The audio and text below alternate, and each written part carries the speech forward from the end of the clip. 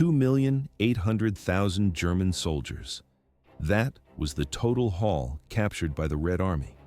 They surrendered their weapons and raised their hands, but the war did not end for them. It merely changed location. The battlefield vanished. The camps appeared. Why such brutality? The fighting had stopped. But memory remained. To the Soviet guards, every German face represented a burned village or a murdered family. Winter of 1945. The temperature plummeted to -40 degrees. Rations disappeared. Lice spread typhus through the crowded barracks. Thousands succumbed in mere weeks. Archival footage captures the scene. Skeletal figures huddled in rags. Their eyes are sunken. Their movements are slow and mechanical. At first glance, a correctional facility, but in reality, a machine for slow extermination, 16 hours a day. That was the standard shift. In the dense forests of Siberia, prisoners felled frozen trees with dull axes.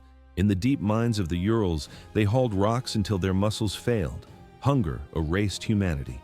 Men fought over potato peelings. They stole boots from the freshly dead. Survival became the only law. Estimates vary wildly. 356,000 dead, perhaps over 1 million. The exact number lies buried in unmarked mass graves across the tundra. This was not justice. This was vengeance. The debt was paid in blood. June 22nd, 1941. That was the day the clock started ticking for the Third Reich. Operation Barbarossa unleashed a storm of steel across the border, altering the trajectory of history forever.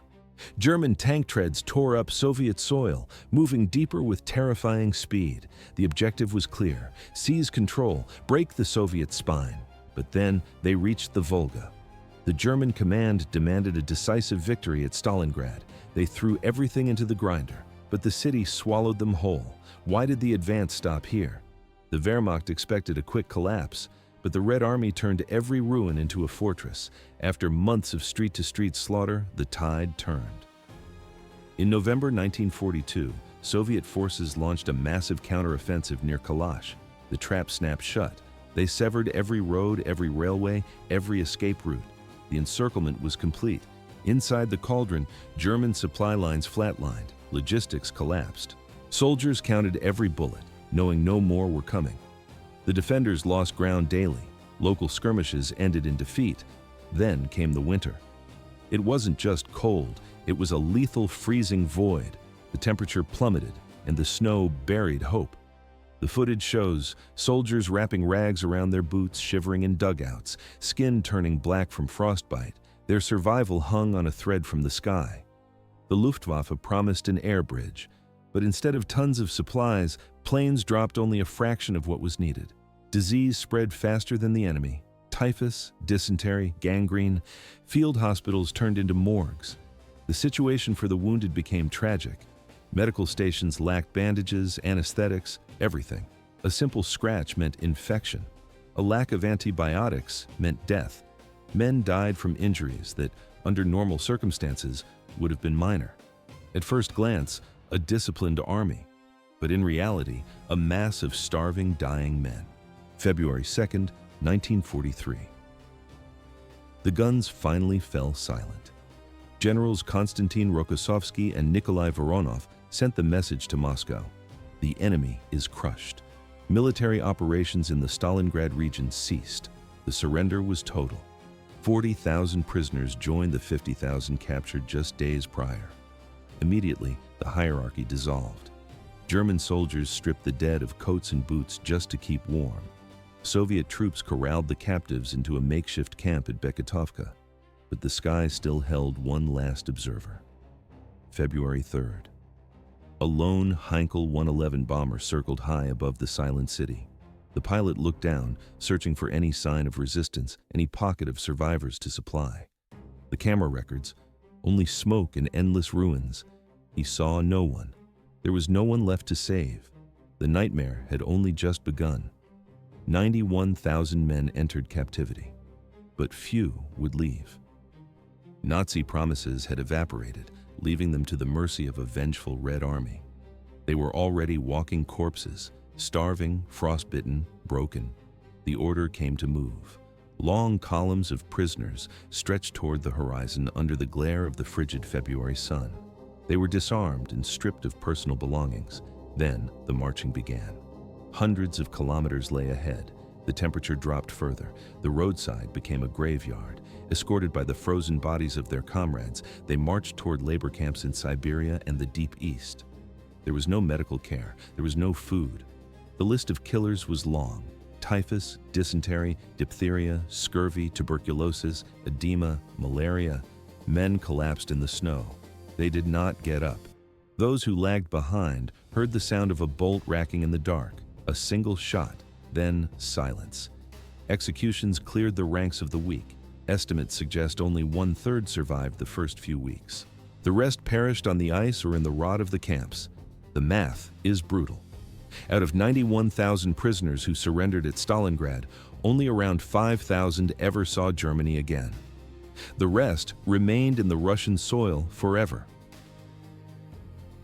5,000. That is how many survived out of nearly 100,000 prisoners.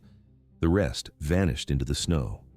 In German camps, men died from massacres and torture. But in the Soviet Union, the horror had a different face. The infrastructure of death was already waiting. The NKVD had established the gulags in the 1930s. These camps were never empty. Inside, thieves and saboteurs rot alongside political prisoners condemned for anti-Soviet thoughts. Summer 1941. The Wehrmacht invaded. The Soviet Ministry of the Interior scrambled to react. They established a new directorate. Its sole purpose was to manage the influx of enemy captives. But the reality on the ground was chaotic. Why was the system failing?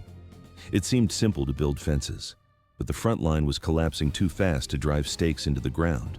There was no manpower. There were no resources. Commanders looked at maps and saw only uncertainty. During that first year, the Red Army retreated more than it advanced. They captured few Germans. The General Directorate for Prisoner of War Affairs existed on paper, but in the mud, it was powerless. Battles raged, supply lines broke. But this was only the beginning. Everything changed on the banks of the Volga. The Battle of Stalingrad ended. The turning point brought a flood of captives. The Red Army encircled the German Sixth Army, and suddenly, the Soviets had to process tens of thousands of men. The reclaimed territories in the Volga region became a holding pen. 40 new labor camps rose from the frozen earth around the ruins of the city.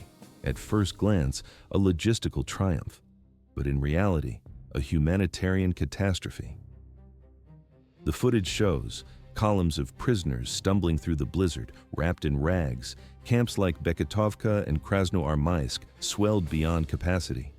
These were not shelters. They were open-air graveyards. There was no medicine for typhus. Bandages were scarce. Food rations consisted of watery soup and frozen bread. The temperature dropped. Frostbite turned limbs black. Death became routine. Minus 30 degrees Celsius. That was the temperature at dawn. Survival depended on calories that simply did not exist. The rations were a mockery. Black bread mixed with sawdust, rotten potatoes, occasionally raw beets or grains. Why did they sleep in piles? It wasn't just for space. It was the only way to keep the blood flowing. Beketova was not a functioning camp. It was a ruin. The former school building had been smashed by artillery during the battle. There was no glass in the windows. To survive the night, men tore down doors and ripped up floorboards for firewood. They huddled together on the concrete floor, a mass of pale, frost-bitten limbs. But even body heat failed against the Russian winter. Disease swept through the crowd: diphtheria, muscle atrophy, respiratory infections, typhus. The footage shows rows of stiff bodies lying in the snow. The dead were not buried. The ground was too frozen to dig. Instead, Soviet guards stripped the corpses. They took boots. They took coats. They took valuables. Then they left the naked bodies to the elements. The frost preserved them like statues. But the cold was not the only killer. Hunger drove men to madness. Theft was rampant. Reports of cannibalism reached the commandants. At first glance, a prison, but in reality, a feral struggle for existence. The guards watched this degradation with folded arms. They did not intervene. To them, the dehumanization of the German army was entertainment. There was no rest for the living. 12 hours a day, every day. Prisoners were forced into mines, factories, and infrastructure projects. They wielded primitive picks and heavy shovels. The weather did not matter. Blizzard or clear sky, the work continued. The sound of pickaxes striking frozen earth was constant. If a man stopped, he was beaten. If he fell, he often never got up. Quotas were mandatory. Weakness was a crime. The combination of heavy labor and starvation created a death spiral. Mortality rates soared. The infirmaries were waiting rooms for death. Medical resources were non-existent. There were no bandages, no antibiotics. A simple scratch could lead to infection. Infection led to the grave. Men with treatable illnesses were left on their bunks to die. The guards showed no mercy. They remembered the Nazi atrocities on Soviet soil. This was not just imprisonment. It was revenge. Beatings were routine. Solitary confinement broke those who remained. Summary executions happened without paperwork. By the summer of 1943, something changed. Crates stamped with American flags arrived. The Soviet Union began receiving aid packages from the United States. Tinned meat, flour, basic supplies. Food was distributed to the camps, but for thousands, it was too late. The aid fed ghosts. However, not everyone suffered equally. Rank determined survival. Enlisted soldiers rotted in the mud. Officers enjoyed privileges. In a former monastery in Jelabuga, east of Kazan, 1,800 prisoners were held. Even there, conditions were harsh. Only 1/3 survived. But the generals were a different story. They faced interrogation, not starvation. They were cleaned up, they were fed. The Soviets needed them. They became trophies, propaganda tools to show Soviet power and benevolence to the world.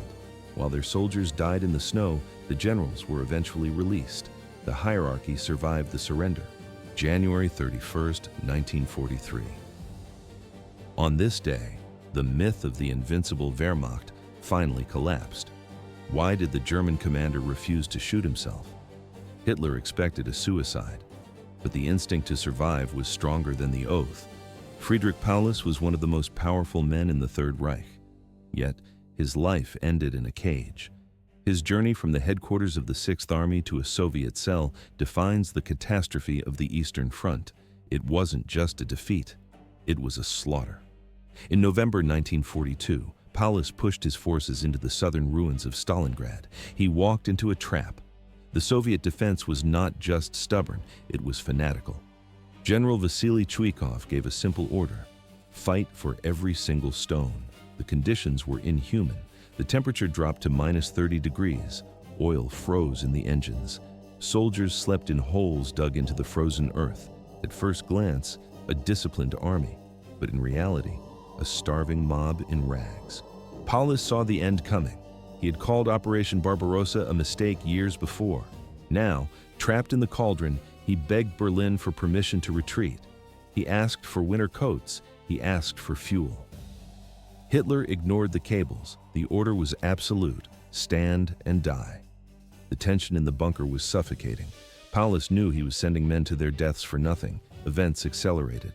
On January 30th, 1943, a radio message arrived from Berlin. Hitler promoted Paulus to Field Marshal. The message was clear. No German Field Marshal had ever been taken alive. The promotion was a demand for suicide. Paulus looked at the pistol. He put it down. He walked out of the basement and surrendered. The retaliation from Berlin was instant. The Gestapo kicked down the doors of the Paulus family home. Agents dragged his sons, Ernst and Friedrich, into cars. They were thrown into a high-security prison in the Alps, but their father was already on a train heading east. The footage shows a line of German prisoners stretching to the horizon. They are wrapped in blankets and torn uniforms. The journey to the Soviet camps was a death march. Thousands died in the snow. Those who survived the transport faced a new nightmare. The barracks were overcrowded. There was no medicine. The smell of typhus and dysentery filled the air. Food was a luxury. Men fought over crusts of bread. But for the Kremlin, Paulus was more than a prisoner. He was a weapon. Soviet intelligence isolated him. They fed him better rations. They broke him psychologically. He became the face of the defeat. The camera records: Paulus sits at a table, looking thin and pale. He speaks into a microphone. He denounced Hitler. He signed anti-Nazi manifestos. Moscow broadcast his voice to the crumbling German lines. It was a devastating blow to morale. The commander of the 6th Army was alive, and he was working for the enemy. 10 years passed, 1953. The gates of the camp finally opened. Paulus was free, but he was a broken man. His wife, Elena, died only 4 years later. He did not return to the Germany he knew. He landed in East Germany, a state controlled by his former captors. The cities were piles of rubble. The society was divided. His legacy was poison. Veterans called him a traitor for surrendering. Others called him a pragmatist who saved 90,000 men from certain death. The debate never ended. Paulus spent his final years as a civilian. He headed the Institute for Military Historical Research in Dresden. He sat in an office sorting through the papers of a lost war. Then, his body began to shut down. Doctors diagnosed progressive bulbar paralysis. He lost the ability to speak. The muscles atrophied. On February 1st, 1957, the clinic in Dresden fell silent. The Field Marshal was dead. June 22nd, 1941. The invasion began. German tanks rolled across the border, crushing everything in their path. Cities burned. The Red Army retreated. But behind the enemy lines, a different war started. Why did thousands of women vanish into the forests? The recruitment offices had turned them away. The army wanted men. But these women refused to stay home. They wanted to kill invaders. They joined the partisans. Among them were students, workers, and teenagers. They did not wait for orders. They marched into the swamps and woods to fight. One name stands out: Zoya Kozmodemyanskaya, 18 years old, a high school student from Moscow. In October 1941, she left her classroom forever. She crossed the front line into occupied territory near Narofominsk. Her backpack was heavy with explosives. Her mission was sabotage. The group moved at night. They mined roads. They cut telephone wires. The goal was to leave the Wehrmacht blind and deaf. November 27, 1941. Zoya received a specific order: burn the village of Petrishchevo. A German cavalry regiment was using the houses for shelter. She moved with two other partisans, Boris Kranov and Vasily Klubkov. The temperature was freezing. The footage suggests silhouettes moving against the white snow. The sound of a match striking is audible. 3 houses erupted in flames. Horses panicked. Soldiers shouted in confusion. But luck ran out at the 4th house. German guards spotted her. There was a struggle. Zoya was overpowered and captured. Events accelerated. The interrogation was not standard procedure. It was torture. They stripped her naked in the bitter cold. They beat her with belts. 200 lashes tore her skin. Soldiers burned her body with matches. They demanded names. They demanded locations. She gave them nothing. She did not even give them her real name. At first glance, a terrified schoolgirl. But in reality, a wall of silence. The next morning, the executioners dragged her to the village center. They hung a wooden board around her neck. It read, "Arsonist." The villagers were forced to watch. The camera records, a small figure standing on a crate under the gallows. The noose tightened. The crate was kicked away. The Germans left her body hanging in the square for weeks. It was a message to the population: submit or die. But the message failed. Zoya became a martyr. Her face appeared on posters. On February 16, 1942, she was posthumously named a Hero of the Soviet Union, the first woman to receive this gold star during the war. But she was not the only one. The resistance had younger fighters: Zinaida Portnova. She was just 16 when she joined the underground in Belarus. The year was 1942. She joined a group called the Young Avengers. At first, her tasks seemed minor. She distributed propaganda leaflets. She hid rifles under floorboards. She counted German trucks for intelligence reports. Then, the violence escalated. Portnova learned to handle explosives. The results were devastating. A gas depot exploded. A local power plant went offline. A brick factory crumbled into dust. Over 100 German soldiers died in these attacks. But this was only the beginning. 1943. Portnova took a job as a kitchen assistant in Obol. The garrison ate there. She poured poison into the soup cauldrons. Dozens of soldiers fell ill. The camp commander was furious. He lined up the kitchen staff. He pointed at Zenaida. "Eat it," he ordered. The room froze. Zenaida picked up a spoon. She ate the poisoned soup without hesitation. Her face remained calm. The commander hesitated.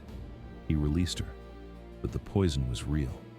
As soon as she was clear, violent nausea hit her. She drank liters of whey to neutralize the toxin. She survived, but she could never go back. The Germans realized their mistake.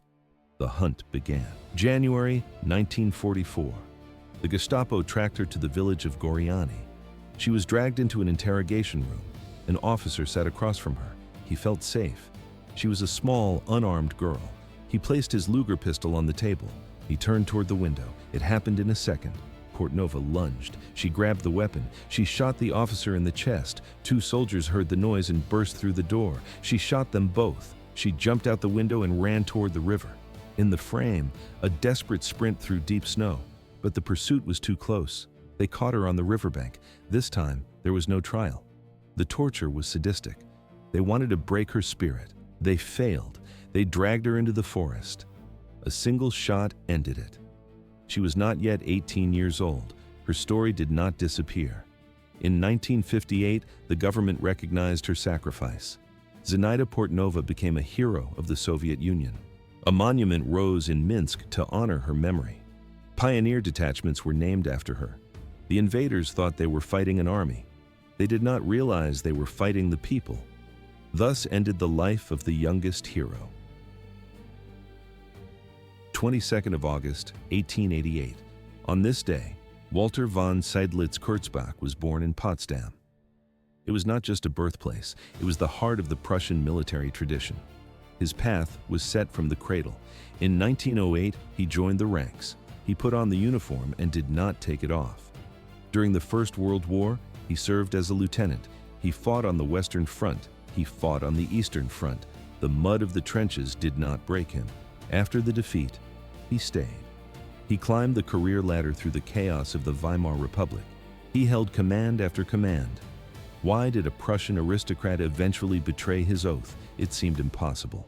But the answer lay in the snow of Stalingrad. When the Second World War erupted, Seydlitz Kurzbach marched east. He led troops during the invasion of the Soviet Union in 1941. Speed and aggression defined his style. But then came the winter of 1942. He commanded the 51st Army Corps. They were part of General Friedrich Paulus's 6th Army. The battle for Stalingrad was a meat grinder. The footage shows ruins of concrete, burning tanks, and soldiers freezing in foxholes. The Soviet trap snapped shut. The Red Army encircled the city. The German forces were cut off. Seydlitz Kurzbach saw the map. He saw the supplies running out. He demanded a breakout. He argued that holding the line was madness, but General Paulus refused. He clung to Hitler's orders to hold at all costs. The tension in the headquarters spiked. Seydlitz Kurzbach did not stay silent. He openly criticized the strategy. He called it a crime against the troops. January 30th, 1943. A message arrived from Berlin. Hitler promoted Seydlitz Kurzbach to Field Marshal. At first glance, a high honor, but in reality, a demand for suicide. German field marshals were not supposed to surrender. The promotion was a silent order to put a bullet in his own head. Seydlitz Kurzbach looked at the pistol. He made his choice. He disobeyed. The Soviets captured him alive. He became the highest-ranking trophy for the Red Army. But this was only the beginning. In captivity, the general changed sides. Stalin ordered the Red Army High Command to use him. They needed a voice to break the German resistance. Seydlitz Kurzbach agreed. He began to recruit other generals. Helmut Schlimmer joined him. Moritz von Dreber signed up. Alexander Edler von Daniels followed. The camera records, German officers sitting under Soviet guards, reading scripts. Seydlitz Kurzbach spoke into the microphone. His voice broadcasted from Moscow to the front lines. He urged the Wehrmacht to overthrow Hitler. The reaction in Berlin was violent. The Nazis revoked his citizenship. A military tribunal sentenced him to death in absentia. The regime targeted his family. They removed his relatives from their jobs. They isolated them. September 1943. Seydlitz Kurzbach took the lead. He became president of the League of German Officers. This group operated under the National Committee for a Free Germany. A communist writer, Erich Wienert, supervised them. But Seydlitz-Kurzbach wanted more than words. He proposed a radical plan. He wanted to form an army of prisoners. He offered to lead 40,000 men against Hitler. He wanted to start a civil war. But Stalin hesitated. He read the proposal and set it aside. He did not trust armed Germans, even if they were anti-Nazi. The plan gathered dust. Events accelerated. July 1944. The assassination attempt on Hitler failed. Soviet intelligence analyzed the data. They concluded that Seydlitz-Kurzbach's propaganda had failed to crack the German army. The utility of the general vanished. Stalin ordered the League dissolved. The Soviets moved Seydlitz-Kurzbach from his privileged quarters. They put him back in a strict cell. The war ended in 1945. But for Seydlitz-Kurzbach, the ordeal continued. He refused to cooperate with the Soviet occupation of East Germany. He told his captors he was not a communist. He stated his only goal was to save Germany from destruction. The Soviets did not appreciate the defiance. They tried him for war crimes. 1950. The verdict came down: death. Later, the court commuted it to 25 years in prison. He spent 14 years in total captivity. He watched the seasons change through iron bars. Finally, in 1956, the doors opened. He returned to West Germany. There was no hero's welcome. He tried to reclaim his property. He applied for his pension. The government blocked him. He succeeded only in one legal battle, overturning the Third Reich's death sentence. But society judged him. Former comrades crossed the street to avoid him. They called him a traitor. He did not write memoirs to explain himself. He lived in silence. 28th of April, 1976. He died in Bremen. He died an outcast. It took another 2 decades for the final chapter. In 1994, his descendants petitioned the Russian courts. The authorities reviewed the files. They annulled the Soviet convictions. Posthumous rehabilitation was granted. Thus ended the war of Walter von Seydlitz-Kurzbach. 140,000. That was the number of women serving the German war machine in 1939. 50,000 worked in administration, pushing paper for the state. 90,000 served as auxiliaries. But the appetite of the war grew efficiently. By 1944, the number had more than doubled. 300,000 women stood in uniform. They were no longer just in Berlin. They were deployed across the map. The footage shows women in gray uniforms walking through the streets of occupied France.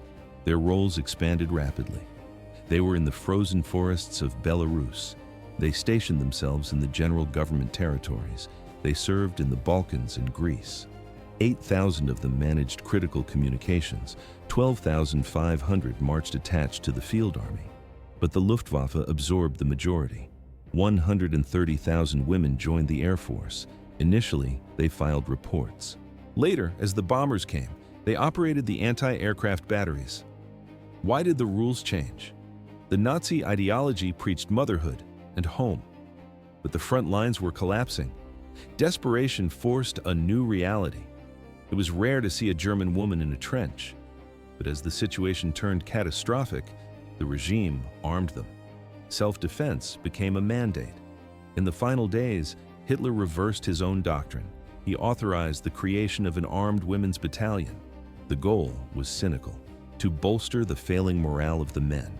Even the German Red Cross was mobilized. They worked alongside the troops. They wore the symbols of the Geneva Convention. But in total war, symbols offered no shield. At first glance, a policy of protection. But in reality, a logistical nightmare. Commanders were told to avoid the capture of women at all costs. On September 30th, 1944, specific orders arrived: evacuate all women under 21. The Soviets had already captured female units in Romania. The propaganda damage was too high. But this withdrawal clashed with the war effort. The men were dying. The women were needed to run the systems, but there was no turning back. When the Allies swept through, the women were treated like soldiers. In northern Pilsen, over 100 women were herded into barracks. They were prisoners of war. To pass the time, they formed a choir. They called themselves the Pilsen Sparrows. They sang for the Americans who guarded the gates. Then, the situation shifted. The Americans handed control of Pilsen to the Soviets. Panic set in instantly. The files were checked. Most women were released into the ruins. But one communications assistant remained. An identification check revealed her membership in the SS. She did not leave. The fear of the East was absolute. Women refused to return to homes located in the Soviet occupation zone.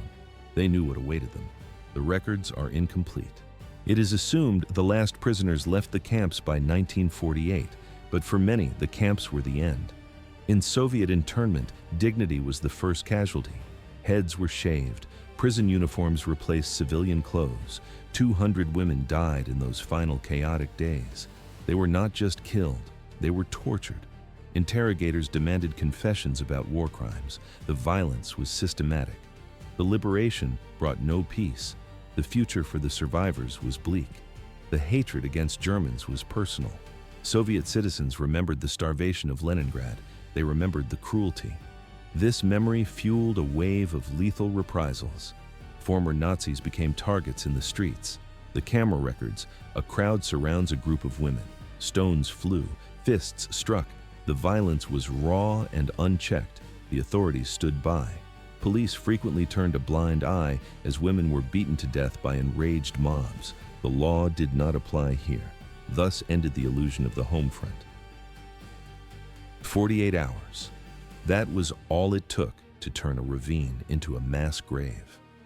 Ukraine, 1941. The German invasion was not just a military occupation. It was a machine of brutal repression. Cities burned, civilians vanished.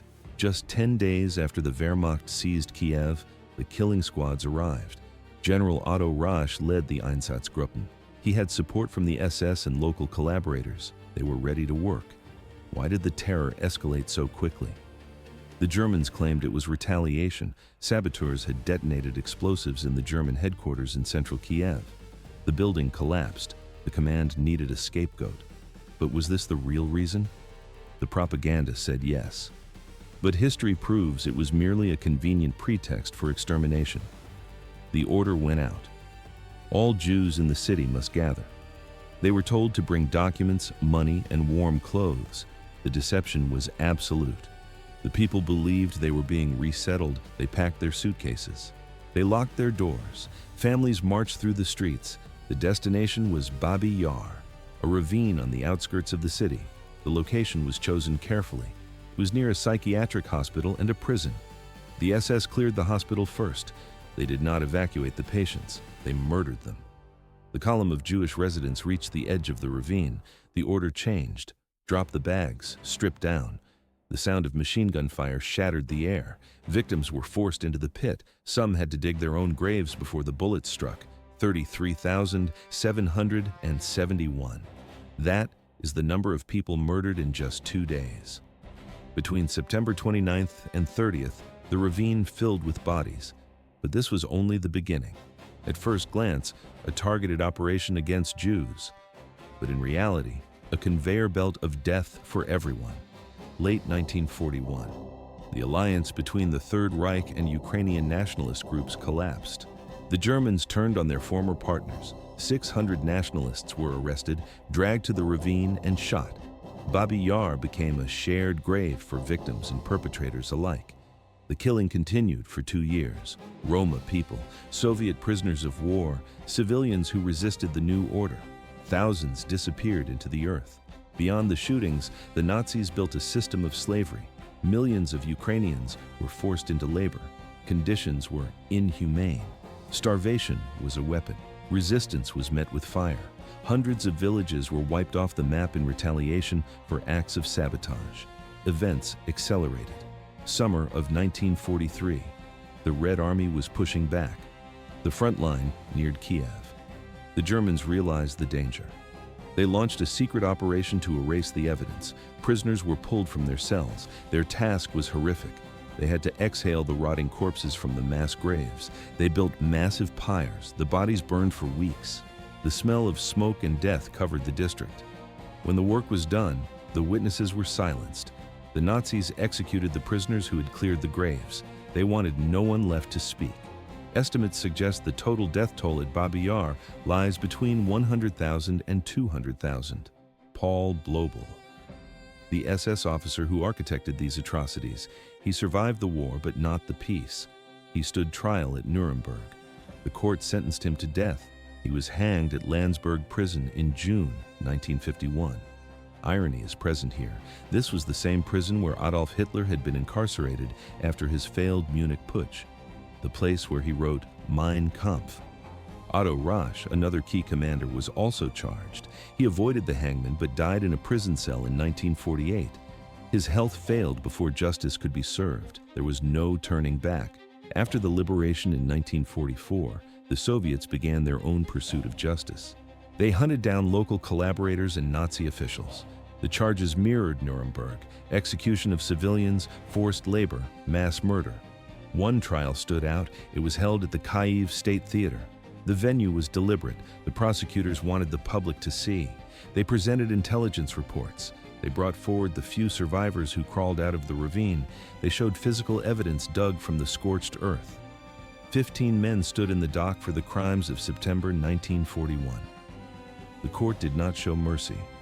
12 were sentenced to death. January 29, 1946, Kiev's Central Square.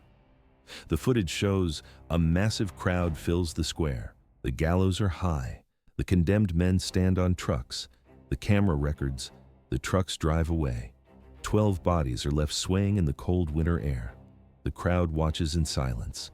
These archives were later used by filmmaker Sergei Loznitsa in his documentary, The Trial.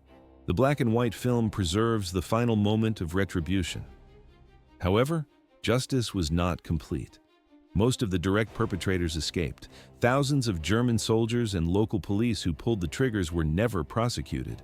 They melted back into society. This lack of accountability remains a scar on history. The ravine is silent now, but the full scope of the tragedy remains immeasurable. Thus ended the era of the occupation. 5 million people. That was the bill Stalin presented to the world. The destruction in the Soviet Union was absolute. Cities were reduced to ash. Factories were twisted metal. Reconstruction would not take months. It would take decades. Stalin looked at the ruins and made a decision. He declared that once the fighting stopped, the enemy would pay, not with money, but with sweat and blood. This was not a secret plan. Moscow had announced it repeatedly over the previous 2 years. Tehran, late 1943. Stalin sat across from the Allied leaders. He spoke plainly. He required 4 million forced laborers. This was his vision of war reparations. By the summer of 1944, the price went up. 5 million workers, 10 years of slavery. He repeated this demand at every subsequent meeting. Why did he demand human bodies instead of currency? Because the ruble was worthless. But muscle built empires. December 16th, 1944. The order went out. It was precise. All German men aged 17 to 45. All women aged 18 to 30. The location was liberated southeastern Europe. The criteria were simple. If they could walk, they could work. It was a manhunt. Soldiers checked papers in town squares. Trucks idled in the streets. Within 2 months, 110,000 people were identified. They were loaded onto trains and sent east. In the early months of 1945, another 100,000 joined them from occupied Germany. The cattle cars were full. The Soviets took everyone. German prisoners of war were swept up in the dragnet. Only about 100,000 were deemed exempt due to severe illness or extreme youth. The rest were marched into 60 concentration camps across Poland and eastern Germany. By the end of October 1945, the transport process was complete. But for some, the destination was worse than a camp. Specific groups were sent to territories holding critical resources: Zhukamov, Czechoslovakia. Here, the ground held a secret: uranium. Prisoners were tasked with mining the raw material for Stalin's nuclear program. They dug without protection. They breathed the dust. At first glance, a prison sentence, but in reality, a slow execution. Stalin initially claimed the prisoners would be held for 15 years. That was the estimated time for reconstruction. However, economic reality shifted the timeline. Between May 1945 and the end of 1949, the Soviet Union began to release Axis prisoners. But the logic was cynical.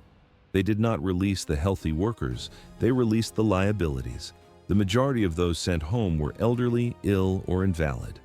On June 6, 1945, a new decree was issued. Any future release required Politburo approval. The secret police compiled a list. 225,000 German and Austrian soldiers were rotting in hospitals and camps. They were unfit for labor. The list excluded officers. They remained in captivity regardless of health. By August, over 700,000 prisoners, including 412,000 Germans, were marked for release, not out of mercy, but because they could not work. What became of the remaining prisoners? The Soviet authorities wanted to keep the productive ones, but they also wanted to purge anyone with anti-Soviet views. Suspicion alone was enough to extend a sentence. Sergei Kruglov, head of the Ministry of Internal Affairs, looked at the numbers. He proposed a cold trade. Send home 150,000 men unfit for work. Take the food saved from their departure and increase the rations of the remaining workers by 10%. Feed the horses so they can pull the cart. German accounts of this time describe a culture of hunger. It pervaded the 2,500 camps. The scarcity mirrored the situation outside the wire. The Soviet civilian population was also starving. The country's production capacity was dead. The footage shows skeletal men waiting in line, bowls of watery soup. Dysentery spread through the barracks. Prisoners hoarded crumbs. They observed food taboos even while starving. Theft was common. Trade was ruthless. Men moved slowly, conserving every calorie. Apathy set in. Desperation turned into madness. The prisoners realized the pattern. The healthy stayed. The broken went home. Self-mutilation became a grim strategy. Reports surfaced of men taking drastic measures. A prisoner would place his hand on a hard surface. He would pick up a rock. He would smash his own fingers until they were useless. Others went further. They deliberately infected their eyes to induce blindness. Some ate large quantities of salt to cause severe edema. They swelled up, gambling that the doctors would sign their release papers. Some succeeded and boarded the trains. Others died in the barracks, blind and swollen. The silence of the camps was heavy. 91,000 men. That was the specific number of German soldiers who surrendered in the ruins of Stalingrad. At that moment, they believed the worst was over. But the Soviet revenge had only just begun. Why did so few ever return home? Statistics suggest illness, but the reality was a systematic destruction of the human body. The prisoners were herded into columns. The death marches began immediately. Temperatures dropped to -30 degrees Celsius. There were no trucks. There was no warm clothing. Men walked until their boots fell apart, then they walked barefoot on the ice. The logistics were simple. If a prisoner stopped, he was shot. The sound of rifle bolts racking became the rhythm of the march. Guards did not offer food. They offered a bullet to anyone who lagged behind. Thousands died before reaching the railheads. The survivors were thrown into labor camps. Here, the hierarchy of the Wehrmacht dissolved. General or private, everyone faced the same enemies: typhus, lice, and starvation. At first glance, a prison camp. But in reality, a slow-motion execution site. Take Walter von Seydlitz Kurzbach, commander of the 6th Army Corps, or Karl Strecker, general of the 11th Army Corps. On the battlefield, they were elites. Inside the wire, they were laborers. They broke rocks. They hauled timber. Seydlitz Kurzbach had shown resilience during the siege. But the Soviet camps tested something different. They tested the ability to survive on 300 grams of bread a day while watching comrades rot alive. But this was only the beginning of the reckoning. In January 1946, the Soviets convened the Kyiv trial. Historians call it the Nuremberg of Kyiv. This was not a quiet military tribunal. It was a spectacle. The footage shows 12 high-ranking German officers sitting in a wooden box listening to translators. The charges focused on atrocities like the Babi Yar massacre. The Soviet Union needed a signal. They needed to show the world that justice would be physical. The verdict was death. The execution was public. In the city square, the hangmen did their work while a crowd of thousands watched in silence. It was a propaganda masterstroke. It solidified the narrative. Resistance was absolute, and punishment was inevitable. Years passed. Repatriation began slowly. The lucky few boarded trains back to the west. But the return was not a triumph. It was a collision with reality. The camera records, gaunt men stepping onto platforms in German cities. They did not recognize their homeland. Germany was a landscape of crushed concrete and bomb craters. Society had changed. The economy was in ruins. Poverty was everywhere. These men carried physical scars, missing limbs, frostbite damage, and psychological wounds that had no name yet.